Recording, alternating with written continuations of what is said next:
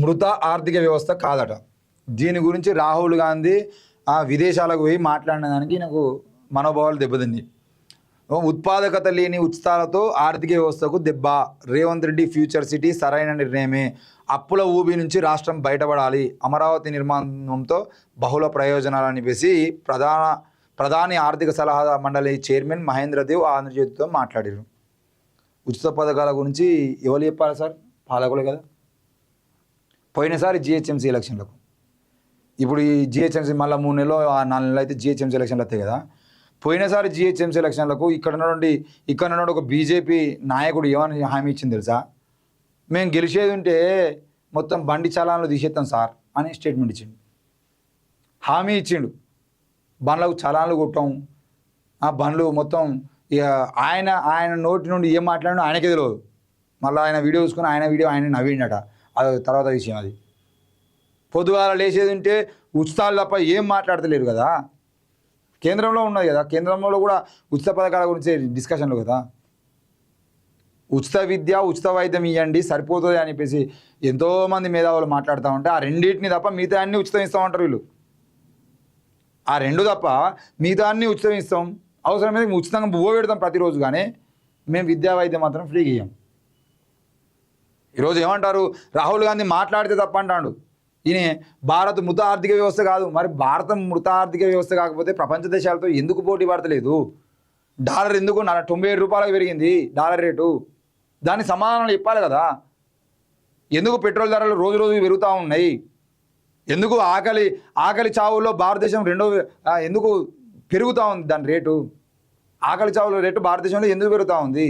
Corona సమయంలో కరోనాతో చచ్చిపోయిన వాళ్ళు ఎంతమంది ఉన్నారో వాళ్ళకన్నా ఎక్కువ మోతాదులో ఆకలితో చచ్చిపోయిన వాళ్ళు ఉన్నారు కదా. నడుచుకుంటూ వెళ్ళిపోయి చచ్చిపోయిన వాళ్ళు ఉన్నారు కదా. రోడ్ల మీద చచ్చిపోయిన వాళ్ళు ఉన్నారు కదా. వైద్యం అందక కనీస వస్తువు లేకుండా చచ్చిపోతున్నటువంటి వాళ్ళు ఉన్నారు కదా ఈ దేశంలో. కనీస విద్య లేదు, కనీస వైద్యం లేదు, కనీస ఆరోగ్యం లేదు, కనీస వస్తువులు లేవు, కనీస ఉపాధి లేదు, కనీస ఉద్యోగాలు లేవు, కనీస ఉపాధి లేదు దేశంలో. ఆర్థిక వ్యవస్థ ఎటు పోతుంది అనేది మీరు చెప్తే కాదు కదా, చూసే వాళ్ళకి తెలియాలి కదా. రూపాయి రేటు ఎంత ఉన్నది మీరు రాకముందు? 12 ఏళ్ల తర్వాత రూపాయి రేటు ఎంత ఉన్నది? నల్లధనం వెనక్కి తీసుకొస్తానన్నటువంటి మోడీ హామీ ఎక్కడ పోయింది? ప్రతి అకౌంట్లో 10 లక్షల రూపాయలు అన్నటువంటి హామీ ఎక్కడ పోయింది? ప్రతి సంవత్సరం 2 కోట్ల ఉద్యోగాలని చెప్పినటువంటి హామీ ఎక్కడ పోయింది? అసలు దేశ ఆర్థిక వ్యవస్థ ఎటు పోయింది? ఈ దేశంలో ఆర్థిక వ్యవస్థ బాగుందా? మీరు చెప్తే బాగుంటుందా? దేశ ఆర్థిక వ్యవస్థ గురించి ప్రపంచ దేశాలను కూర్చొని మాట్లాడుర్రి. ఇదే స్టేట్మెంటు ఒక అమెరికాతోనో చైనాతోనో కూర్చొని మా India economy the great economy అని చెప్పేసి ఒక స్టేట్మెంట్ ఇప్పి వాళ్ళతో ఒక్కరోజన్నా ప్రపంచ దేశాలు ఇండియాతో పోటీ పడాలని మాట్లాడినటువంటి సందర్భాలు ఉన్నాయా? అంటే మనకన్నా కింద ఉన్నటువంటి బంగ్లాదేశ్తోని, పాకిస్తాన్తోని, శ్రీలంకతోని పోటీ పడి మనం ముందున్నాం, అవి నేను పుట్టిన కారణం చదువుతున్నాం, ఇప్పుడు నా కొడుకు కూడా చదువుతారు రేపు పొద్దుగాల భారతదేశం అభివృద్ధి చెందుతున్న దేశం అని. ఎప్పుడు అభివృద్ధి చేస్తారు? ఎవడు చేయాలి? కాంగ్రెస్ పాలతో కాలే, కాంగ్రెస్ వాళ్ళు దొంగలు, కాంగ్రెస్ వాళ్ళు లంగలు, కాంగ్రెస్ వాళ్ళతో కాలే. 12 ఏళ్ళ మీరేం చేసిరు అంటే మాకేం కాలే. 12 ఏళ్ళ తర్వాత ఇంకా ఇందిరాగాంధీని, ఇంకా రాజీవ్ గాంధీని, ఇంకా నెహ్రూను, ఇంకా గాంధీ కుటుంబాన్ని ఇచ్చుకుంటేనే బతుకుతున్నాం మనం. 12 ఏళ్ళ మీరేం చేసిరు అంటే 12 ఏళ్ళ కన్నా ముందు వాళ్ళు చేసినే ఉన్నాయి పెద్ద అని చెప్పేసి వాళ్ళ గురించి మాట్లాడమే తప్ప ఈ 12 ఏళ్ళలో వీళ్ళు ఏం చేయలే.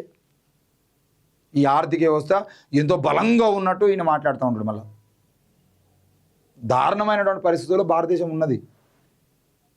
ఈరోజు ప్రపంచ దేశాల ముందు మనకు పక్క దేశానికి యుద్ధం జరుగుతూ ఉంటే అమెరికా దేశుడు ఆపినా అని చెప్పినండి, కనీసం ఆయనకు రిప్లై ఇచ్చేటువంటి పరిస్థితుల్లో లేం మనం.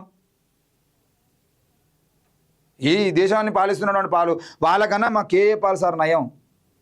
ఆయనన్నా కనీసం నువ్వు మాట్లాడుతున్న తప్పు అని చెప్పేసి కనీసం ఆ ట్రంప్ను అయినా కూడా బెదిరించి పోస్ట్ పెట్టడానికి దమ్ము ఉంటుంది. ట్రంప్ భారత్ పాకిస్తాన్ యుద్ధాన్ని నేను ఆపినా అని చెప్పేసి మాట్లాడితే, ఆపరేషన్ సింధూర్ని అవమానిస్తే స్పందించలేదు. కనీసం ఆయనకు వ్యతిరేకంగా ఒక స్టేట్మెంట్ ఇవ్వలేదు ఇక్కడ ఉన్నటువంటి కేంద్రంలో ఉన్నటువంటి పాలకులు.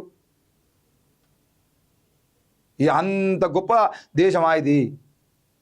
మీరు ఇంకా మృత ఆర్థిక వ్యవస్థ కాదని చెప్పేసి మాట్లాడుతూ ఉన్నారు.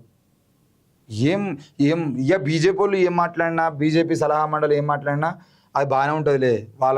వాళ్ళకి అది తప్పు కాదు. మనం మాట్లాడితేనే తప్పు, ప్రజలు మాట్లాడితేనే తప్పు.